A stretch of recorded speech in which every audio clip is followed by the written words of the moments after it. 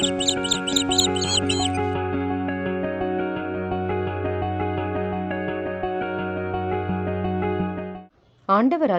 இயேசு கிறிஸ்துவின் இனிய நாமத்தில் பனிமய மாதா ஜெபக்குழு சார்பாக உங்களை சந்திப்பதில் மிகுந்த மகிழ்ச்சி அடைகின்றேன்.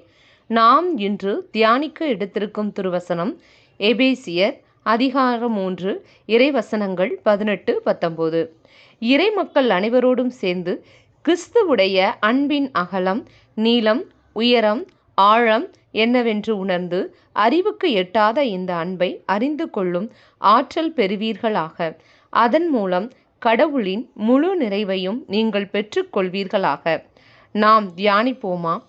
கிறிஸ்து இயேசுவின் அன்பிற்குரிய சகோதர சகோதரிகளே, கிறிஸ்து இயேசுவின் அன்பும் சமாதானமும் உங்களோடு என்றும் இருப்பதாக.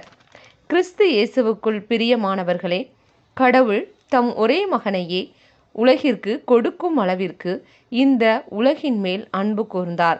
அவருடைய அன்பிற்கு எல்லையே கிடையாது. நம் அறிவிற்கும் அது எட்டாதது. எனவேதான் நம்மை தமது பரிசுத்த இரத்தத்தினால் விலை கொடுத்து மீட்டு அப்பா தந்தையே என்று அழைக்கும் உரிமையை கொடுத்துள்ளார். நம்மிடம் உள்ள குறைகளை அவர் காண்பதில்லை. அவர் நம்மிடம் எதிர்பார்ப்பது நாம் அவரிடம் கொள்கின்ற உண்மையான உறவு. வேதத்தில் உள்ள வார்த்தைகளை வாசிப்பதன் மூலமாகவும், வாசித்ததை தியானிப்பதன் மூலமாகவும், தியானித்ததை நடைமுறைப்படுத்துவதன் மூலமாகவும் நாம் அவரிடம் அதிகமாய் நெருங்குவதை காண முடியும்.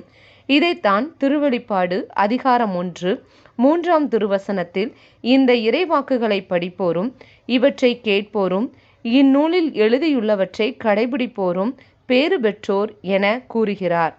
நம் விண்ணக தந்தை நிறைவுள்ளவராய் இருப்பது போல் நாமும் நிறைவுள்ளவர்களாய் இருக்க வேண்டும். குறிப்பாக பிறரிடம் அன்பு செலுத்துவதில் நிறைவுள்ளவர்களாய் இருக்க வேண்டும். ஒரு குருவிடம் திருமணமாகி 2 வருடங்களே ஆன பெண் ஆலோசனைக்காக சென்றிருந்தாள்.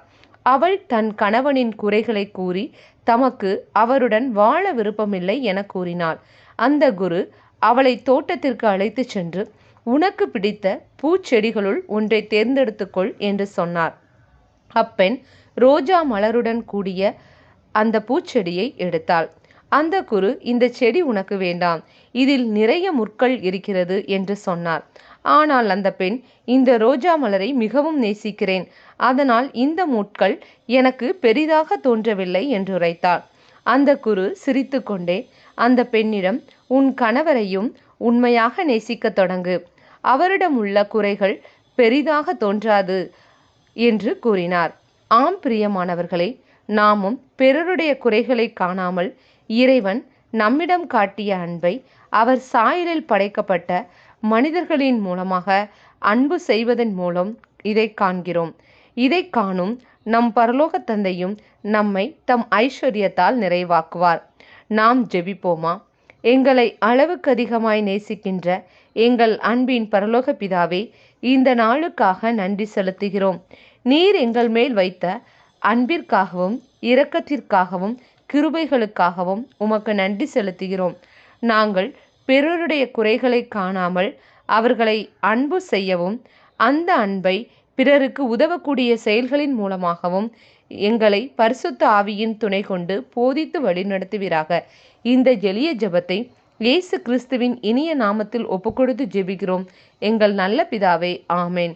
இந்த நாள் மகிழ்ச்சியின் நாளாக அமையட்டும். Praise the Lord.